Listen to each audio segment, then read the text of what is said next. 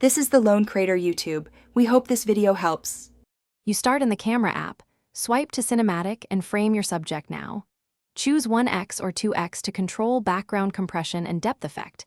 This changes how dramatic focus shifts feel. Tap to set focus and drag the exposure slider to balance highlights and shadows. Once done, lock AE/AF if you need steady exposure during movement. These steps get you shooting immediately while preserving control over depth and light, so your footage looks intentional rather than accidental. Now you control focus and depth while filming. Tap a subject to make it the focal point. Hold that tap to enable subject tracking so focus follows them automatically. If you need a softer background, move closer and use the depth slider after recording to increase blur.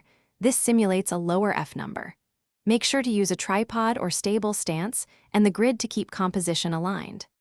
These choices affect perceived depth and cinematic quality, so prioritize consistent movement and clear foreground subjects for best. To finish, open the clip in Photos and tap Edit to refine rack focus points and the depth slider. This lets you smooth transitions and adjust background blur. Export at the highest resolution available and verify aspect ratio.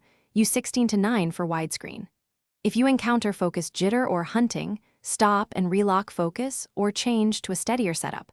Often a tripod or less aggressive movement solves it. If issues persist, shorten focal distances and increase lighting to help the sensor lock more reliably. Thanks for watching. Consider subscribing if we helped you.